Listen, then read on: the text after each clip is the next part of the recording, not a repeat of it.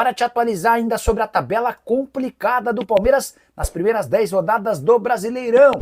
Um Verdão que finalmente parece que chegou em 2025. A gente está vendo aí já os melhores momentos da partida. Para muitos, a melhor atuação desse Palmeiras neste ano.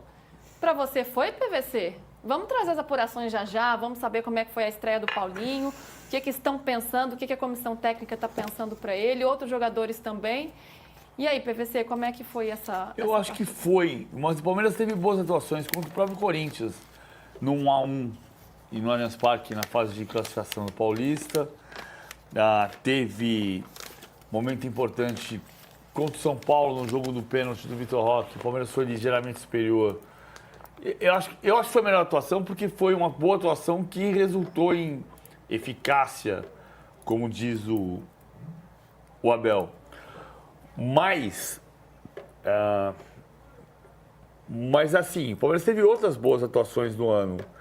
E essa atuação contra o Corinthians, ela determina que o Palmeiras está na mesma posição do Flamengo, mas olhem olhar para a tabela que a gente vai ter daqui a pouco, que a tabela do Palmeiras é muito difícil.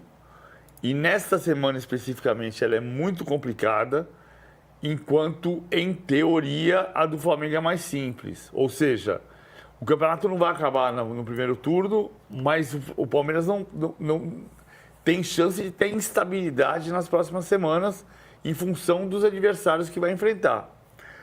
Agora, foi um jogo, aquilo que eu estava dizendo sobre estar no jogo, eu fui ao Barueri, eu estava no estádio, então você começa a olhar, o Abel puxou o Regis Rios para a esquerda. Mas por que ele puxou o Regis Rios para a esquerda?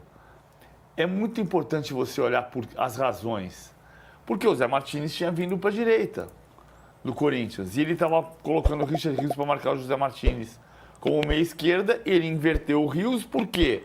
Porque ele estava marcando individual. Ao mesmo tempo, você entendeu o posicionamento do Felipe Anderson pela direita, o Estevão por dentro, ele sai do contraste com o lateral esquerdo, e o entendimento de como usar os gatilhos, para a mesma expressão que o Abel usou, para marcar o Carrilho. O Abel falou uma coisa que a gente está dizendo aqui no De Primeira faz um tempo. O melhor jogador do Corinthians neste ano não é o Memphis, nem o Yuri Alberto, nem o Garro, é o Carrilho.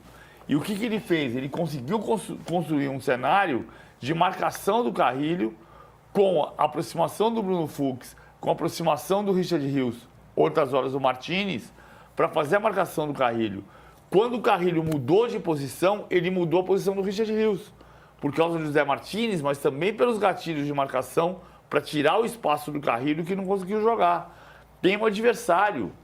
Às vezes a gente olha só para o seu time. E esquece que o adversário está se movimentando no contraste com o seu time. Fulano não jogou nada, mas quem marcou? Como é que foi o jogo para ele? Quem é que estava contrastando com ele no dia a dia, naquele jogo, naquele momento? O caso do Carrilho no sábado foi muito importante nesse cenário. Agora, foi a melhor partida, mas eu queria depois mostrar um pouco da tabela e do que vai acontecer e perguntar por que está acontecendo desta maneira neste campeonato. A gente vai mostrar já. Hernan, você falou um negócio no intervalo que eu esqueci, hein, de te perguntar. Daqui a pouco a gente conversa do Pablo Maia. Daqui a pouco eu falo. Daqui a pouco a gente fala. Então vamos falar desse Palmeiras? E é engraçado porque o palmeirense, né, e a gente via muitas críticas. O elenco do Palmeiras, nossa, mas esse time do Palmeiras não dá. Esse time do Palmeiras não dá. E aí você vê, de repente, o Vitor Roque jogando muito, o Flaco Lopes entrando, jogando bem, as substituições que o Palmeiras fez. Sai Vitor Roque, entra Paulinho. E como o Felipe Anderson está mais à vontade, mais à vontade. Se encontrando no time, esse posicionamento novo que o Abel arrumou para ele, com o Estevão ali mais pelo meio. O Estevão pelo meio que vai jogar assim na Europa. Então, assim, você vê que o Palmeiras é um time muito bom, né? E o trabalho do treinador não é um trabalho que, se esfarelou, o Abel largou, o Abel não quer nada com nada. Bateu no teto, nossa, ele não consegue extrair mais nada. Eu acho que a gente tira muitas conclusões, às vezes, totalmente precipitadas e resultadistas. E eu sempre escutei, o Abel acha que vai ser um ano muito difícil para o Palmeiras, porque é um ano de reconstrução, é um ano de mudança de chave, de novos jogadores, de novo esquema.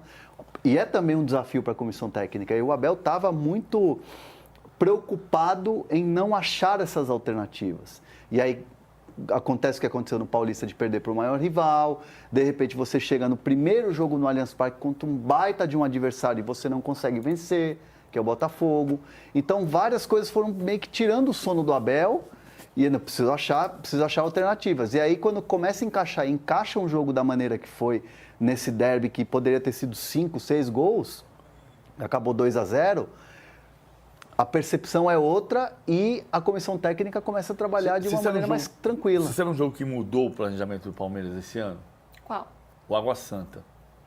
Isso é informação. O Palmeiras tinha determinado lá no início, o Abel falou muitas vezes em coletiva isso, que o time ia jogar com os reservas e variando o time, um jogo um time, outro jogo outro time, com titulares e reservas mesclados, até que veio o empate contra o Água Santa. E naquele jogo pela pressão externa, porque mesmo os times mais organizados do Brasil sofrem por pressão externa, o Palmeiras mudou o planejamento. E isso tem um impacto, tem ainda um impacto físico nos jogadores. Porque o planejamento físico era até o jogo contra o Água Santa. Quando empata com o Água Santa e corre o risco de ser eliminado do Paulista, você fala, vão mudar, vão botar o time titular para jogar. E isso tem impacto em jogadores. Eu não vou dizer exatamente qual impacto, mas, por exemplo, a lesão do Marcos Rocha pode ter a ver com isso. A lesão agora do Murilo pode ter a ver com isso. Não estou dizendo tem a ver, Sim. mas pode ter a ver com isso. Porque você planejou uma coisa fisicamente, taticamente, tecnicamente para a equipe, e à medida em que a pressão vem de fora, você muda isso. E no caso do Palmeiras, o empate com a Água Santa em Brasília mudou o planejamento para os jogos seguintes. Já que você citou esses jogadores, temos alguma previsão de quando eles podem retornar? O Murilo foi Marcos sacado do Rocha jogo volta no agora. aquecimento. Marcos Rocha retornando, mas teve o Fux também que sentiu um desconforto muscular. Alguns problemas na zaga. Inclusive o Abel também falou sobre o Naves, né?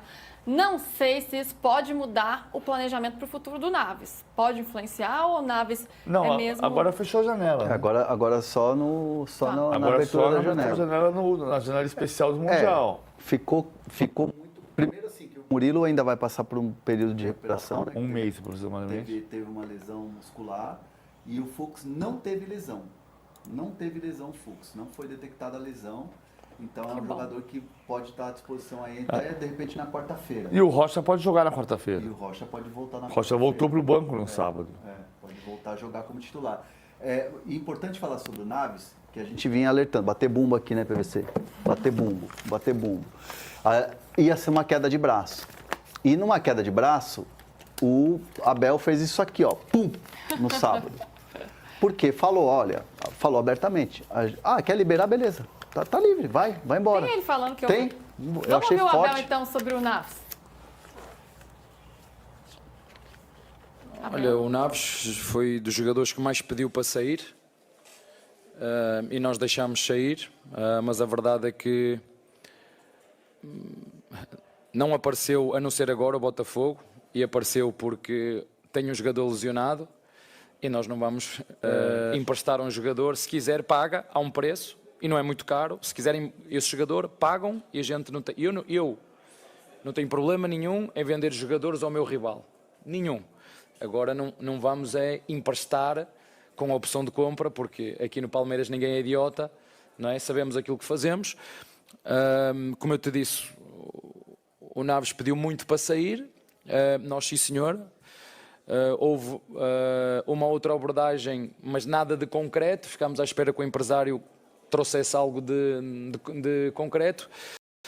Não trouxe nada, como tu disseste, é nosso jogador.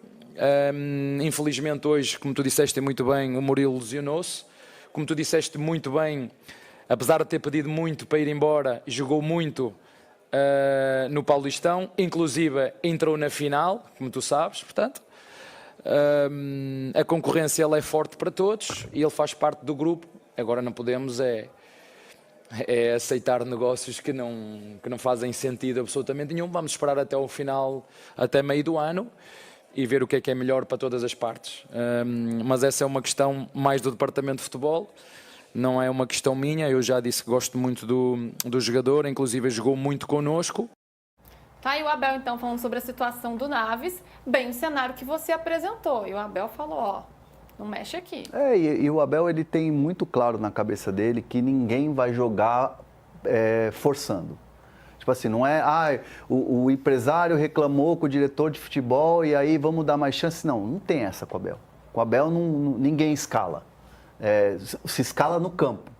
E aí ele fala de oportunidades e tal. É bem verdade também que ele tinha dito lá atrás, o Abel, que daria mais oportunidades ao Naves e de repente ele escala o Benedetti em 2 jogos. Inclusive escalou o Benedetti como centroavante num jogo do Paulista.